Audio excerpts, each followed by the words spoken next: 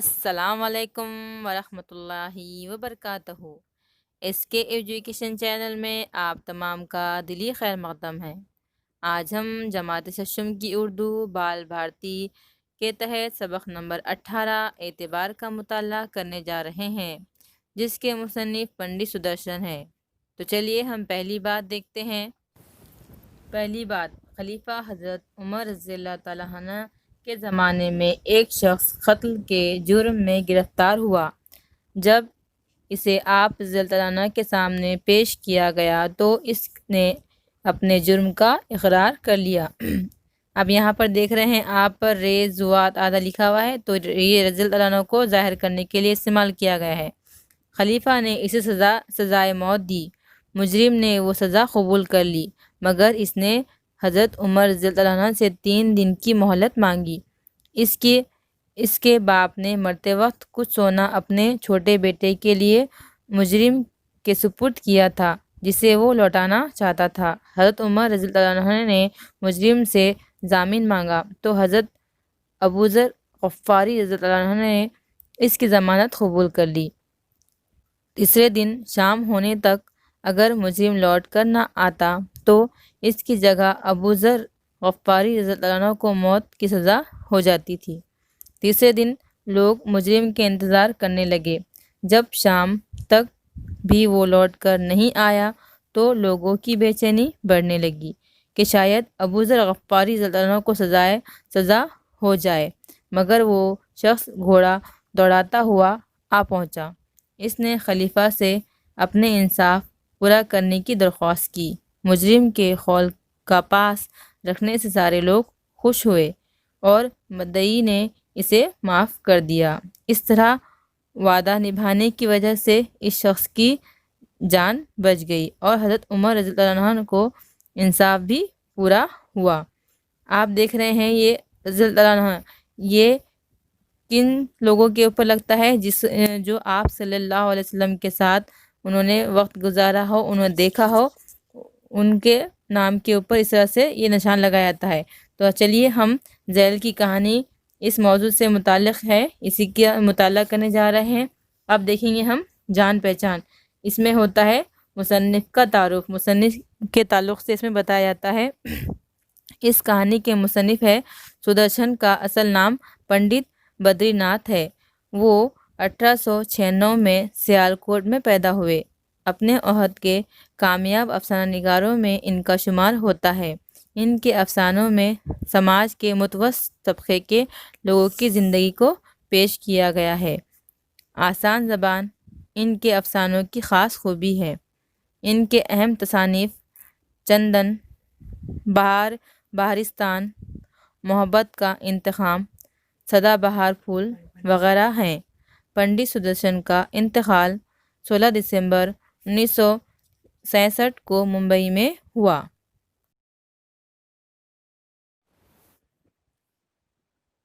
ماں کو اپنے بیٹے اور کسان کو اپنے لہلہاتے کھیت دیکھ کر جو خوشی ہوتی ہے، وہی خوشی بابا بھارتی کو اپنا گھوڑا دیکھ کر ہوتی تھی۔ گھوڑا بہت خوبصورت تھا۔ اس کے جوڑ کا گھوڑا سارے علاقے میں نہ تھا۔ بابا بھارتی اسے سلطان کہہ کر پکارتے تھے۔ اپنے ہاتھ سے مالش کرتے، خود دانا کھلاتے اور دیکھ دیکھ کر خوش ہوتے تھے۔ انہوں نے روپیہ، مال، اسباب اور زمین وغیرہ سب کچھ چھوڑ دیا تھا، یہاں تک کہ انہیں شہری زندگی سے بھی نفرت ہو گئی تھی۔ اب گاؤں سے باہر وہ ایک چھوٹے سے مندر میں رہتے اور پوجا کرتے تھے۔ میں سلطان کے بغیر نہیں رہ سکوں گا، انہیں وہم سا ہو گیا تھا۔ وہ اس کی چال پر فدا تھے۔ کہتے ایسا چلتا ہے جیسے مور گھٹا کو دیکھ کر ناچ رہا ہو۔ جب تک شام کے وقت سلطان پر سوار ہو کر 8-10 میل کا چکر نہ لگاتے، انہیں چین نہ آتا۔ کھڑک سنگھ اس علاقے کا مشہور ڈاکو تھا۔ لوگ اس کا نام سن کر کانپتے تھے۔ سلطان کی تعریف اس کے کان تک پہنچی۔ اس کا دل سلطان کو دیکھنے کے لیے بے چین ہو گیا۔ ایک دن وہ دوپہر کے وقت بابا بھارتی کے پاس پہنچا اور سلام کر کے بیٹھ گیا۔ بابا بھارتی نے پوچھا، کھڑک سنگھ کیا حال ہے؟ खड़क सिंह ने सर झुकाकर जवाब दिया, आपकी दुआ से अच्छा हूँ। कहो इधर कैसे आए? सुल्तान की चाह खींच लाई। बहुत दिनों से तमन्ना थी, आज हाजिर हो सका हूँ। बाबा भारती और खड़क सिंह अस्तबल में पहुँचे। बाबा ने घोड़ा दिखाया घुमंड से। सुल्तान की चाह खींच लाई। बहुत दिनों से तमन्ना थी, आज हाजिर हो सका हूँ। बाबा भारती और खड़क सिंह अस्तबल में पहुँचे। बाबा ने घोड़ा दिखाया घुमंड से। खड़क सिंह ने घोड़ा देखा हैरत से। इसने सैकड़ों घोड़े देखे थे, लेकिन ऐसा बांका घोड़ा इसकी नज़र से कभी ना गुजरा था। सोचने लगा, किस्मत की बात है, ऐसा घोड़ा खड़क सिंह के पास होना चाहिए था। इस साधु को ऐसी चीज़ से क्या फ़ायदा? वो बेसब्री से बोला, लेकिन इसकी चाल न देखी तो क्या? बाबा घोड़े को खोलकर बाहर ले आए। इसकी चाल देखकर खड़क सिंह के सीने पर सांप लौट गया। वो डाकू था वो, और जो चीज़ इसे पसंद आ जाए इस पर वो अपना हक समझता था। जाते जाते इसने कहा, बाबा जी, मैं ये घोड़ा आपके पास ना रहने दूंगा। बाबा भारती डर गए। उन्हें रात को नींद न आती थी। सारी रात अस्तबल की रखवाली में कटने लगी। खड़क सिंह का खौफ हर वक्त इनके दिल में समाया रहता। कई हफ्ते गुजर गए और वो न आया, यहाँ तक कि बाबा भारती किसी हद तक बेपरवाह हो गए। एक दिन शाम का वक्त था।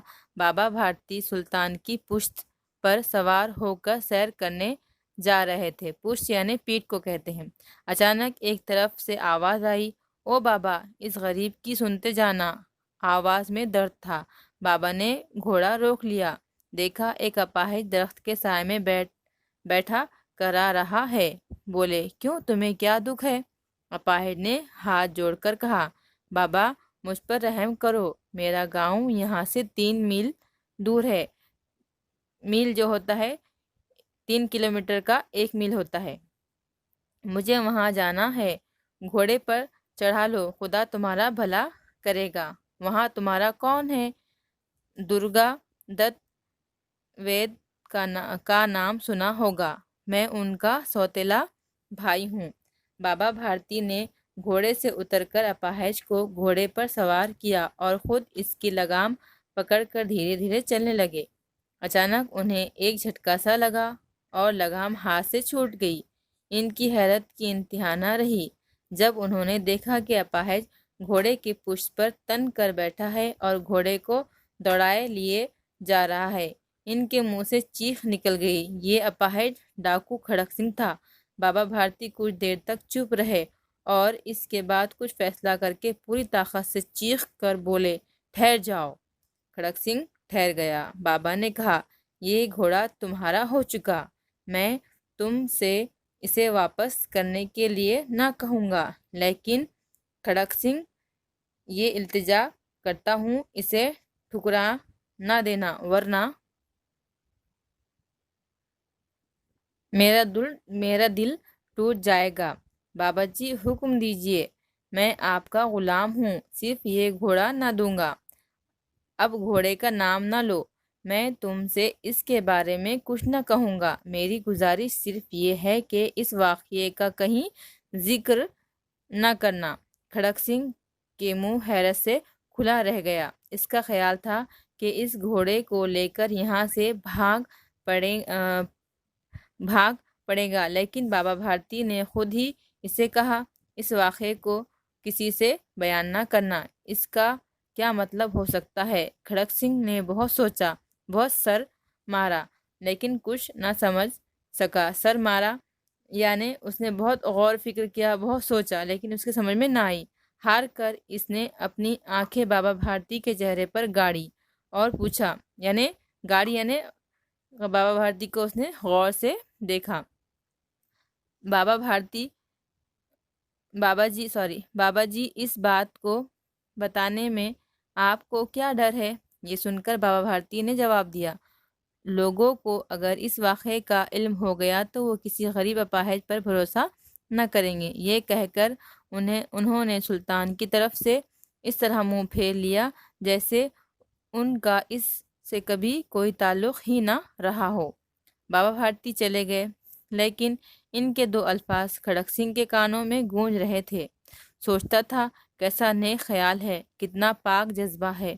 انہیں اس گھوڑے سے محبت تھی، اس کی رکھوالی میں وہ کئی رات سوئے نہیں، لیکن آج ان کے چہرے پر رنج و غم کا نشان تک نہیں تھا۔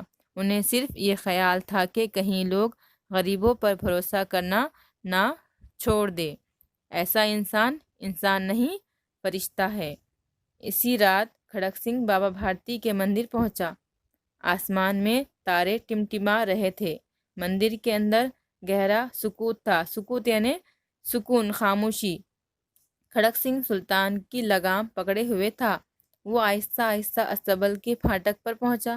پھاٹک کھلا پڑا تھا۔ کبھی بابا بھارتی لاٹھی لے کر خود پہرا دیتے تھے، لیکن آج کسی چوری، کسی ڈاکے کا خوف نہ تھا۔ کھڑک سنگھ نے آگے بڑھ کر سلطان کو اس کی جگہ باندھ دیا اور باہر نکل کر آہستہ سے پھاٹک بند کر دیا۔